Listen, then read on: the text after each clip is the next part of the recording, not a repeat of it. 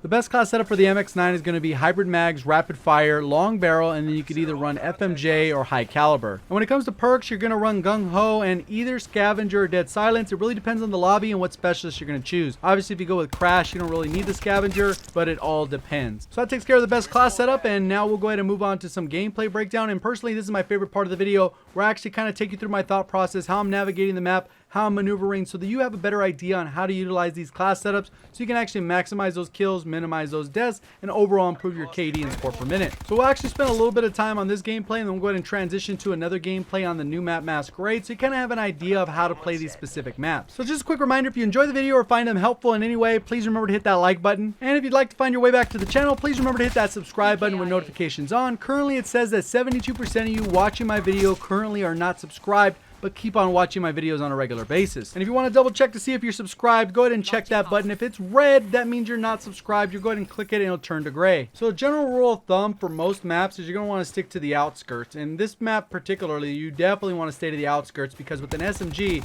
you're going to be outgunned at a lot of the other ranges. One thing I will point out is you can see these little red boxes around players, and somebody thought I was hacking or whatever the case is. So I highly recommend you trying the Outrider Specialist out if you want to go ahead and try that little piece of equipment. It is very powerful. So there's actually a couple things to be aware of when you're going to be running with an SMG. You've got to make sure that you land the first shot. That's number one. Number two is you got to make yourself a lot harder target to hit. So if you got to jump, slide, or whatever the case is to get out of the way, make sure you're taking advantage of that movement that is very limited when you're using rifles and LMGs. One of the things I highly recommend doing is changing your button layout. And one of the reasons you want to do that is so it makes it a little bit easier for you to slide and jump and still be able to snap onto targets while you're in mid-air or mid-slide. There are also other options when it comes to paddles. There's a strike pack where you're able to add a couple paddles on, so you can actually use those as extra buttons. You can actually go the Scuff route. You can go the Astro C40 route. If you're on Xbox, you can use an Xbox Elite. There are a ton of options out there in addition to just using a regular controller, but it really just depends on what you're comfortable with. The main reason I want to emphasize the difference between FMJ and high calibers is because it really depends on which lobby you're in. And what I mean by that is if you're going for your headshot challenges, definitely make sure you have high caliber on. But if you run into a bunch of people with body armor, no other weapon class is affected the same way SMGs are. It'll actually add an additional shot or even 2 shots to kill, which for the MX9 is going to put you at a huge disadvantage because it already has a slow time to kill. It's right up there as one of the slowest time to kills in the game, right there with the GKS. Obviously the GKS is a little bit more accurate, so if you have to choose between the two, definitely the GKS is a better weapon than probably the MX9. But overall, if the map's a little bit smaller, you know how to position yourself, the MX9 has a little bit faster time to kill with the right attachment. So even though I've chopped it up quite a bit, you can see how I'm moving around the map. I'm pretty much jumping around corners if I know somebody's there, pre-aiming, pre-firing, all those good things to make sure I can maximize those kills and again minimize those deaths. I'm peeking in this area. I know more people are coming down. End up taking that guy out. That's probably the farthest range you want to engage someone with the MX9. The guy was a little bit more accurate. He probably could have done something. You can see they're just coming at me. So I decided to use my specialist Sparrow ability and I end up just taking them out. I know multiple are coming down. I get a double kill there. I peek out and then I know I'm going to get more kills. I'm already charging it. Take that guy out. There's another one. I take him out. You can see the accuracy with this thing is pretty on point. I'm not sure exactly how aim assist works, but I feel like I'm fairly accurate with this thing. Even though I'm going to end up kill trading with this guy, that'll go ahead and transition us into our second gameplay. And this gameplay is absolutely insane, so you're going to want to stick around for the whole thing. But one of the things I want to point out is this one I'm using dead silence, because the match prior to this, there was 4 people on the enemy team running the acoustic sensor. And if that many people are running the acoustic sensor with high-powered weapons and using the MX9, which isn't the best at killing in terms of time to kill, you're going to end up losing a lot of gunfights. I kind of was joking in the lobby and I said, dang, literally everyone's running acoustic sensor on the other team. And one of the guys says, with my class setup, I can do whatever I want. And that is 100% true. But if I already know your game plan, I'm going to counter that with dead silence. And you'll see I end up going 64-4. I played as smart as possible. Try and get my streaks because especially when people know you're coming for them, they're going to play a little bit differently. And the same thing that I'm doing, I'm going to play a little bit differently. I'm going to play for tags. I'm going to run out knowing that they're going to be dependent on that acoustic sensor. And a lot of times people don't realize that is when you run the acoustic sensor, it's great for that map awareness. You get that positional awareness when people aren't running dead silence. And you'll tend to develop a dependency on that particular piece of gear. And you'll almost run that exclusively on every class because you feel like it's very helpful. And the same goes for running certain specialists. I think this is most common with Torque. A lot of times a Torque user uses the barbed wire and barricade to camp and block off certain areas so that the enemy becomes very predictable. The downside is you don't actually learn how to play the game. All you learn how to do is camp, and that's kind of unfortunate. Right here I'm waiting out. I know some people are going to be upset in the comment section saying I'm camping, but But you didn't realize the match before this, these guys are sweating out. Still held a 2 KD in that match. But I'm not going to be disrespected when someone's talking smack. I'm going to step up and I'm going to play smart. I'm going to get my streaks. And I'm going to close those distances so I at least have a chance. Because like I was talking about, this is one of the slower time to kill weapons in the entire game. Obviously, I can make it look a little good because I can outgun some people. But for the most part, if I'm going against someone on a head glitch with a Titan, you're losing 9 times out of 10 with this MX9. And overall, I don't really think this is an SMG map in general. But I'm moving around the way that I know will actually work.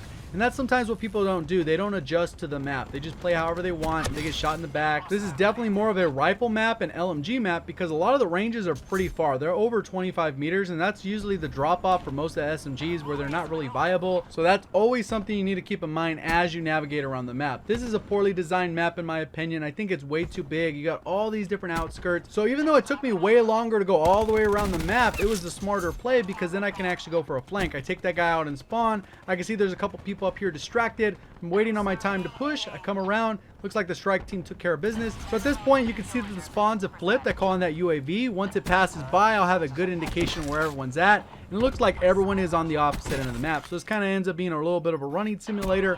Luckily, I'm going to go ahead and push through mid. I know a lot of them are getting sniped out. You can see where the tags are. So running through this left side where there's not a huge congestion of enemies allows me to actually go for another flank. I grab that tag, looking at where my teammates are. You can see where all the enemies are. I can actually position myself to come around and get a good flank on these enemies as long as I pay attention. Looks like they took down the sniper's nest. I'm going around the long way, and sometimes that road less traveled is the road that you should be taking, especially when you're playing with an SMG, because I'm trying to close those distances. I want to come up behind them, flank them. Looks like the spawns could have potentially flipped again, and that's what sometimes when you run into when you get in a very big map. Looks like everyone died in the spawn, flipped them back, flip back, and it continues to happen that way. So I actually get kind of lucky here, but I also handle it really well. I take advantage of the movement. I get out of the way. I end up shooting this guy as he's coming up. I don't land enough shots because the time to kill is a little bit slow. Even if I landed every shot, the guy still makes it into the window. Take that guy out, have my second strike team, and you can see that the way the map is positioning, it looks like enemies are actually spawning in this east side of the map. So that's why I'm rotating around this side, trying to close those distances, make myself a little bit harder target to hit, sticking close to cover so that in case they do spot me, I can actually jump back into cover. Looks like I'm coming around for a flank. My teammate is right here in front of me. There is a guy, and I'm able to take him out. There ends up being another one right over here on the side, and then I got to go ahead and rotate back around. I can see him on the mini-map. I jump back out. He's a little bit in the corner. I don't really land too many shots, but it looks like my teammates are coming in to back up. So I'm fully healed. I'm all good to go. I got a UAV, and it looks like the guy has ghost because he's running around. He didn't pop up on the mini-map, but my teammate's shooting at him, and it looks like my teammates are taking care of that. So I'm going to head to the other side of the map so I can actually get more kills. A lot of times if you sit back in the spawn too long, then they're all the way on the other side, getting kind of spawn trapped, so I gotta push out. So right here you'll notice that the guy pops up on the UAV. He's in this little area where he's jumping out of that window. It looks like he just took out one of my teammates, picked up that tag, pre-aiming, and then I come out expecting someone to be there, jumped a little too far, and then I pretty much take the guy out. The guy wasn't really expecting me to jump out. He wasn't able to track me, so he ended up losing that gunfight. So that's what I mean when using your advanced movement. Stick and move is a great way to do that because then you could jump and aim at the exact same time if you don't actually have one of those paddled controllers. And right here, I was really hoping that my strike team would take that guy out, and it ended up happening. That's why I was kind of baiting a little bit. I knew I wasn't going to win that gunfight. I know there's no way I'm winning that gunfight unless that guy's an absolute bot at the game and he can't aim. And this guy, I tracked him on the minimap for a little bit. I saw that he was coming from that other area. I saw that this area is blocked off, so you can't really get to it unless he's coming from that underneath. So I just went and positioned myself, pre-aimed, took him out. And now that we push kind of through the spawn, it should be flipping again. So one of the things I really like to do when I'm doing these best class setups and gameplay breakdowns of a specific weapon is to make sure that what I'm doing can be done and repeated multiple times. So obviously there's some risky plays that I can do, but maybe some people have way worse gun skill and some people have better gun skill, and they're going to have to adapt to their own play style based off their specific skill set. I know how good I am and I know how good I am not depending on what I'm looking at, but I know that this could be repeated several times. You can see how I've navigated around the map. I've kind of done the same pattern multiple times. The spawns are flipped. I go around those outskirts, close those distances, make sure that I'm in a position to actually win those gunfights. If I'm not in a position to win that gunfight, I back off, keep the streak alive, and that is something you guys should do on a regular basis because you can repeat it.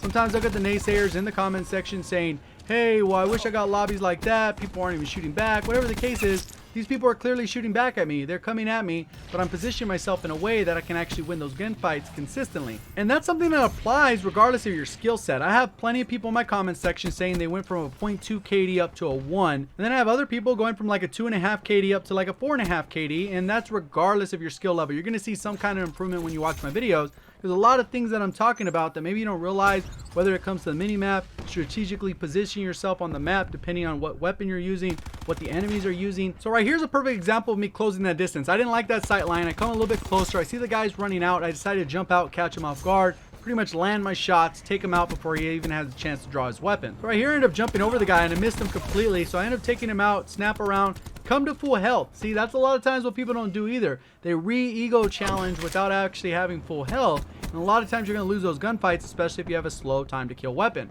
Right here you can see I'm going around for that flank, peeking around. It looks like there's smoke right there. I see this guy in the back of the spawn. Another guy, that's kind of the spawn flip. He was kind of shooting down stuff.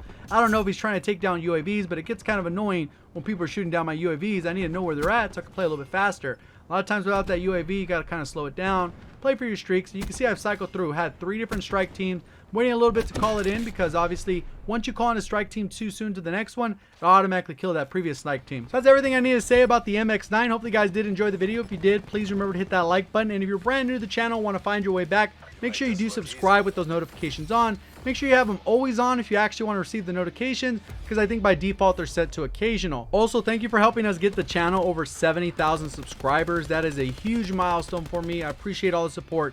Thank you for watching. As always, have a great day.